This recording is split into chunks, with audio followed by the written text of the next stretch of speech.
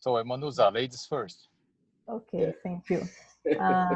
Para mim, o principal, assim, quando eu olho para trás e vejo a minha caminhada com o inglês, o principal para mim foi a curiosidade, porque naquela época não era fácil conseguir tradução, não era nem um pouco fácil conseguir tradução de música. E o que me levou a gostar de inglês, porque quando eu comecei a estudar inglês eu não gostava. O que me fez gostar, o que me fez ter curiosidade para aprender inglês foi querer traduzir as músicas que eu ouvia. E a partir daí, eu senti a necessidade de aprender. Eu tinha que aprender, entendeu? E aí, a partir daí, comecei a gostar. E comecei a gostar demais. Tanto que todo mundo me conhecia por ser uma pessoa que gostava de inglês. É interessante falar isso, porque eu acho que pessoas falam, ok, eu vou escutar músicas e agora eu vou aprender. Ou eu vou assistir televisão, jogar videogames, outras coisas, eu vou aprender. Mas não é isso, né? Isso é a porta. Isso é a porta, exatamente, é a porta. Depois, de repente, não sei se é assim, eu estou falando e eu posso estar errado, mas depois, de repente, você percebe que você sabe alguma coisa, que você está conseguindo comunicar e entender. E isso dá gosto, às vezes, isso dá mais gosto e mais interesse para aprender mais. E acaba sendo, você nunca pensava, eu vou gostar de inglês, é uma coisa da escola. E, de repente, você gosta. É assim, Rodrigo? Sim. No meu caso, foi mais ou menos o mesmo caminho.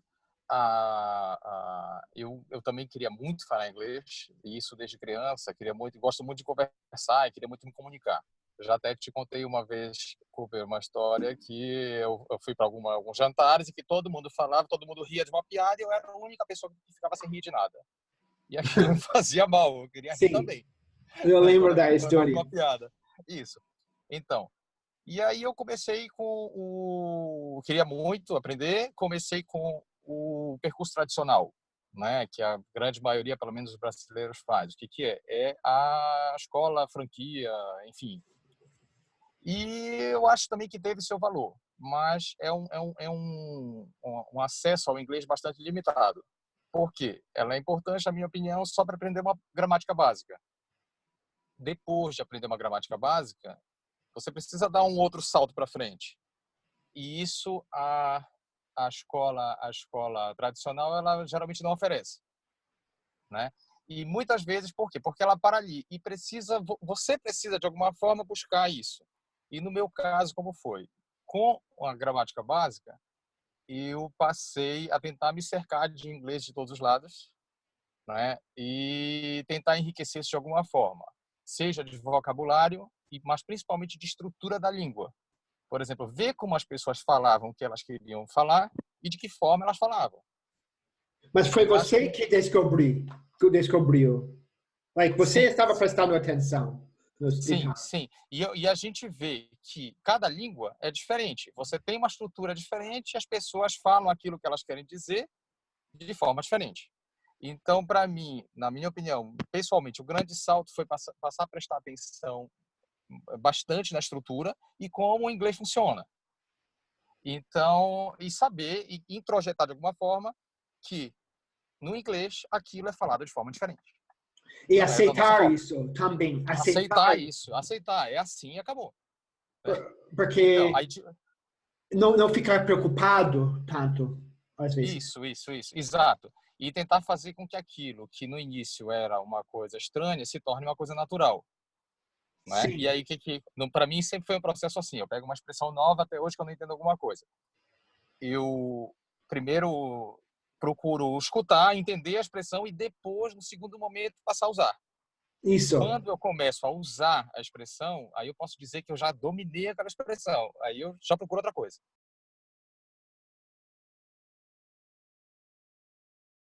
Qual conselho você daria, Maurício? Na verdade, eu acho que você tem que procurar uma coisa que lhe traz bem para você aprender isso junto com isso, né? Com uma coisa que lhe faz bem, né? Prazeroso. Por exemplo, jogar videogame, que eu gosto de jogar videogame. É um lugar que eu aprendo muito, você sabe disso, né? Eu aprendo inglês com videogame. É um bom passo para você começar. Né? Claro, você tem que gostar de videogames, né? Emanusa, você parecia que você quis dizer alguma coisa. Sim, eu queria. Na verdade, eu gostaria, eu quero. Um conselho que, assim, lembrando de mim no passado, aprender sempre com os seus próprios erros. Isso é fundamental. Aceitá-los e ter a humildade de saber que é errado e aprender e pensar neles e praticá-los, entendeu? Nem que seja falando consigo, criando diálogos na mente enquanto faz alguma coisa.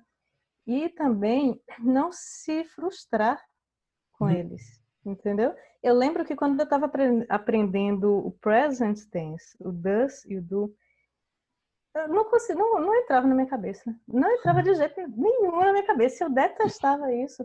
E eu tive que fazer 1000 coisas para conseguir aceitar que era aquilo e pronto, e aceitar e gostar, e passar a gostar, e ir adiante e aprender os outros verbos, os outros tempos verbais, entendeu? Então, e muita gente no início fica frustrado, fica achando, meu Deus, só isso não é para mim, eu não vou aprender nunca. Mas tem que superar esse pensamento, aprender com os erros e seguir adiante. Rodrigo, o que você acha dessa coisa de pessoas se preocupam com os erros? Eu acho que isso é o maior empecilho para o aprendizado do inglês, porque tem pessoas que acham que só vão falar inglês se souberem falar o inglês perfeito. Isso não existe. Nem nós sabemos tudo de português, por exemplo. E a gente ainda erra de vez em quando em português. Então, por que eu vou ter vergonha de falar inglês se eu não sou nativo da língua? Enfim, eu ainda estou aprendendo e vou aprender eternamente. Então, isso aqui eu falei para alguém hoje no telefone, que ele quer estudar. Quando o curso termina? Nunca. Eu falei, se você pudesse falar com meus alunos melhores, você veria com eles. Eles não querem. Nunca. Porque eu vou passar a vida toda estudando. Mesmo sem eu, ou comigo, ou sem eu, eles sempre vão querer aprender cada vez mais. Claro, claro. É interessante que uma pessoa que começa de nada já está pensando quando vai parar. Exatamente.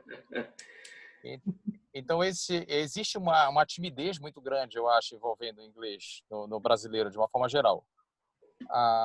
Achando, eu só vou me comunicar em inglês quando eu tiver uma carga de conhecimento de tal tamanho que eu não erre. Isso não existe. Então, eu acho que o primeiro grande conselho seria realmente afastar a timidez.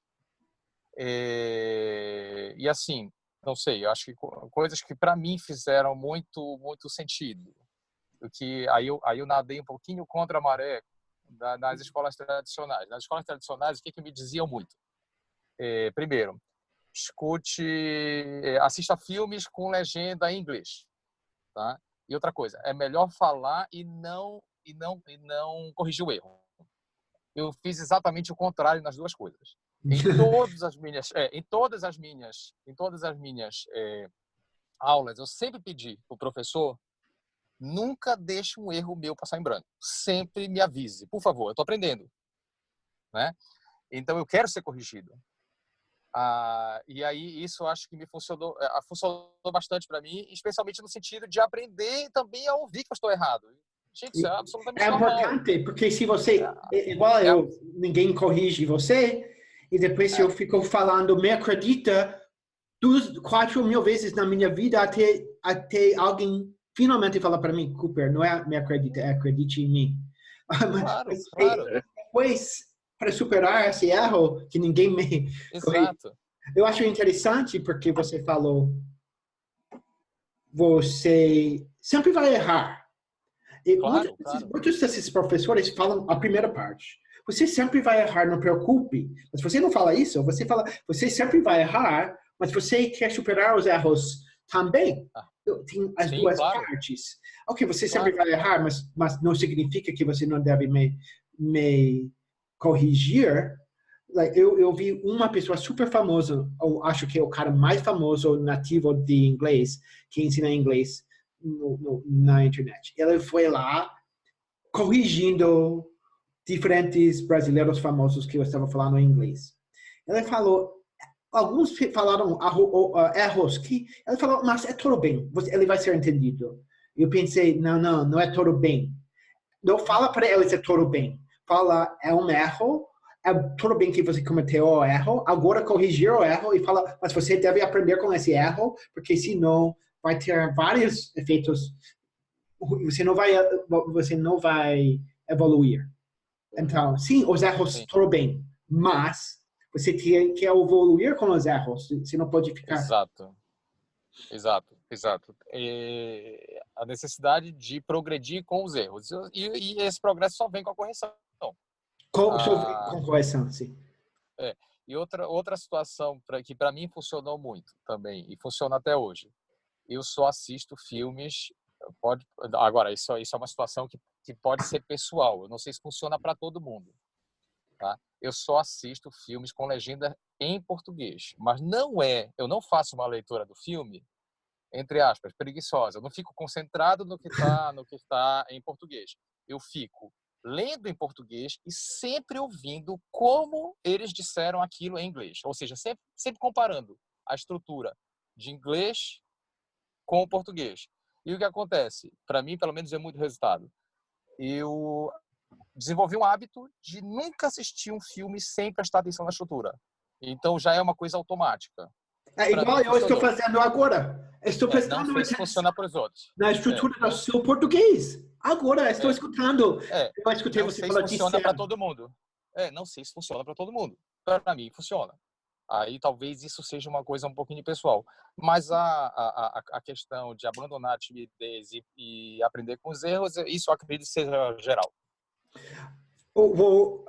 Deixa eu falar para o Maurício que você falou que uma coisa antes, e todo mundo agora já falou, às vezes diretamente ou não, que uma coisa que eu acho que foi você que falou primeiro, você sempre está pensando em inglês. A Manusa falou, mas é como eu gosto de falar para você, eu faço isso direto, quando eu viajo, principalmente. E você eu acredito que o pensar em inglês tem alguns aspectos. Um é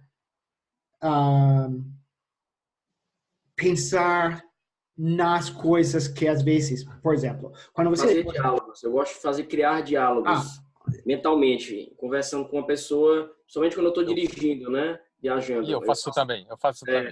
É o melhor jeito isso aí. Mas não vem naturalmente, às vezes. Naturalmente. Inclusive, na minha mente, quando eu estou conversando sozinho, eu sou fluente em inglês. Eu acredito que só pensando em inglês como se fosse uma coisa escrita com regras, não vai dar você a motivação que vocês têm. Entendeu? Sim. Eu acho que existe um momento, pelo menos para mim, que foi uma coisa importante, eu acredito que tenha acontecido também com todo mundo. O que acontece? Quando o inglês deixa de ser uma matéria a ser estudada para ser uma ferramenta de uso vivo, contínuo, na realidade, na vida real. Eu acho que esse momento dessa transição é quando realmente o inglês passa a ser uma coisa que entrou na sua cabeça, digamos assim.